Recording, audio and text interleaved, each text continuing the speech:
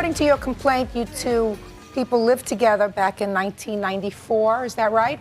Yeah. Yes. I didn't realize I'd put that in the complaint. Well, it's in the complaint or the answer. Okay. And bought a car together. That is correct. Now you don't live together anymore. No. So now this is about the car. Yeah. Tell me about it. We bought a car together. She put in $700, I put in $1,700. We decided whoever kept the car would pay the other off. We put it in her name because I had no driver's license. We split up. She took the car. Did not at that time make her sign a promissory note. She went to Las Vegas, then Arizona, and on her return to pick me up in San Diego and take me back home, the car broke. I went and picked her and the car up. I fixed the car. About a month later, we broke up again, and she took the car, at which time I insisted she sign a promissory note if she was going to take the car. I offered to pay for her $700 and keep the car, but she chose to pay me off. The claim that I had came due on 15th of August, and I gave her ample time to pay me since then. I received one payment of $100 since that time, and I decided if I was going to get the money, I was going to have to take her to court. When we broke up originally in January, I had given him $600, so that was already towards what I had owed him. That's not true. She, I mean, obviously has no way to prove that, but that's not true. Obviously, but it is true. You gave him $600 in cash? Yeah, it was my last 2 paychecks that I had given him before I went when we broke up for that month. When the car broke down. Did she give you any money?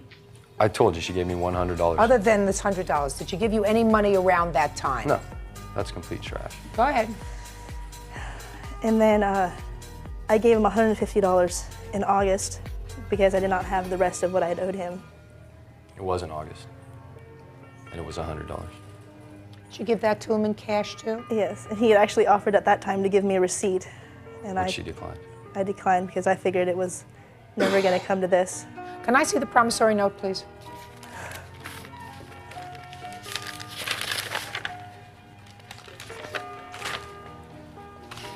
Thank you, Bird.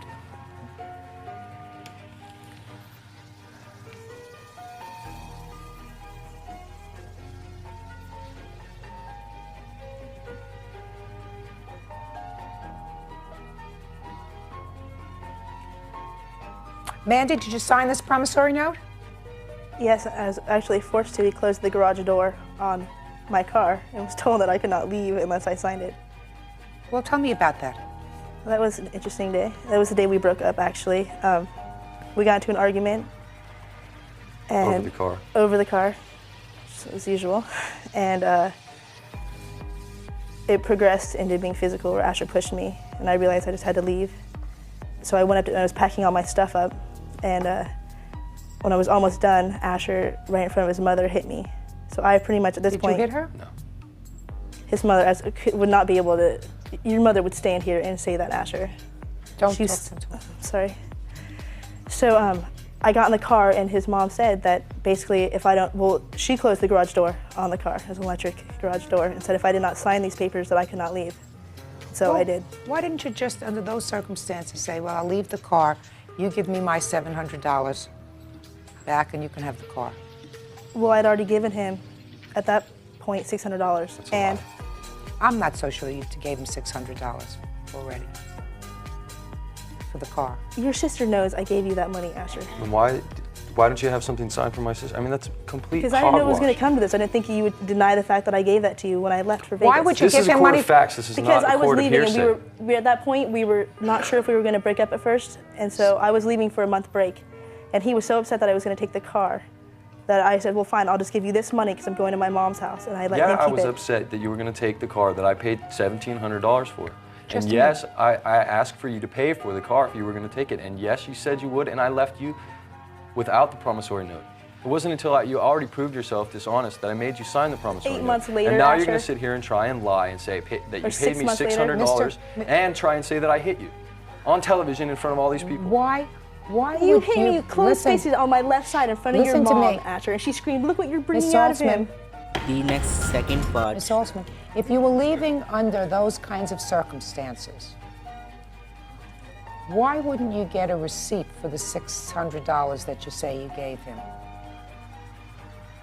I mean, you're not parting as friends. You were leaving, and you were making a substantial payment on what you say you owed him. So it would seem to me to be... I never thought he would take me to court. I thought it would be through friends that I could pay him off for the car. I told you. Well, you weren't friends. Clearly at that point, you were angry with each other because you just told me that he... When I left for Vegas in January, we weren't like, we'd gotten to an argument and he raised his hand to me and called me a really foul word in front of his family. And I said, I'm leaving. And so I got my stuff and got in the car and we talked about it. And he was almost in tears when I was leaving, like we should work this out some way. And I was like, no, let me just go for a month and like have some space with my family and have some time away. So you can keep the money and I'll be back. At least you're gonna have some payment towards the car. What is all this? What is all this? This has absolutely nothing to do with the fact that you owe me $1,700. No, just a not second. owe you She's saying, $17. sir, that she gave you $600, and I'm trying to figure out if I believe that. Clearly, you are owed some money from this car, but I'm not exactly sure how much it is. So that's what I'm trying to ascertain, whether I believe that you received from her, first time you split up, $600. So, Ms. Saltzman, you were leaving him. You told me this whole story, and you said, well, I told him to just keep the money. What I want to know is when you say you gave him the money. It was a week before Christmas, in actually December. So it was, and then you stayed together until when? Well, I left for a month and I came back in the end of January. Leave? I left before Christmas and came back 2 weeks into January. And we got back together again. I want you to tell me exactly under what circumstances you said you gave him the $600. Under the circumstances that I was leaving and going to take the car. Tell me, were you in the living room, were you in the kitchen, were you in the driveway, were you in the car? We were upstairs in the bedroom and all right, you were upstairs in the bedroom. I was packing my stuff and leaving for Christmas. Okay, and he said to you what? And you said to him what? Come on. I said that I'm leaving, and he said, well, give me money for the car, give me something. And I said, I don't have anything. I said, just a minute ago. Jump! I said, I need the car to leave. You're in your hometown with your family. You'll have your sister's car. I'm going to leave for the month. And this is all I had. I had 2 or 3 paychecks that I had cashed right before we left Northern California to come to Southern California. And I gave him that money to... Just a minute. So your paychecks were for how much? There was 3 of them. There were approximately, one was like $250, one was like $140. I don't remember actually all the exact prices. Paychecks I saved up because I had money at the time in my bank and I didn't cash the paychecks yet. You had or you had not cashed the paycheck? I had not until we left Northern California. So I had all this money left because of Northern California. No. We're doing okay. You go to the bank and you cash one paycheck. I didn't cash the paychecks in front of him. Like at that point, I'd already had the money. So is what you're telling me is you kept cashing your paychecks and storing the money someplace in the house? Yeah. Well, in the bank, and then I had extra money in the house when I was leaving. Well, where'd you get the extra money from? Well, the money that I didn't put in the bank was extra. But you put some of the paycheck money in the bank? Yeah. Well, you just told me what your paychecks were, and they didn't even add up to $600. So if you put some of the money in the bank and you had some of the money in the house... I gave him $600. That's the whole point. I gave him $600. And I'm trying to figure out where you got $600 from. I don't believe that you gave him $600. I'm trying to make sense of your story, madam. Okay. I find it difficult to make sense of your story. I can understand that it's difficult for you to... Understand your story. All right. You have the car now? Yes. And your agreement was that whoever kept the car paid off the other person. Is that correct? Yes. Is that correct? That is correct. Oh. And how long did you use this car together? For a year. How long did you use it together?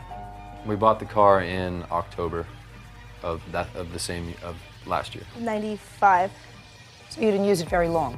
No, we had it we were living together in Humboldt. We had it up there for about a month before we came down to San Diego. Okay. A couple months, we used it together.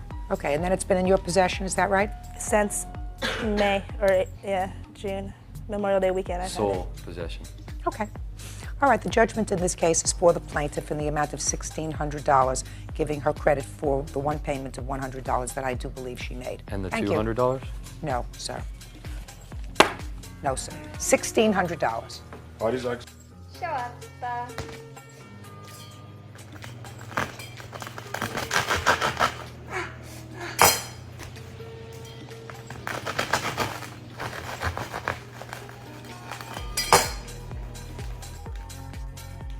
caldo, caldo.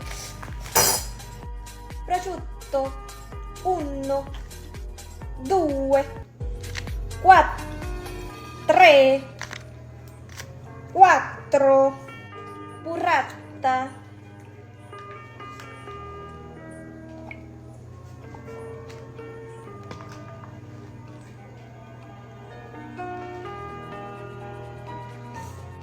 pesto basilico,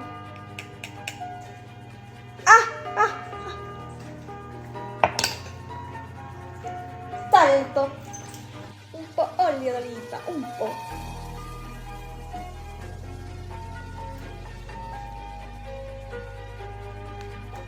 Buon appetito!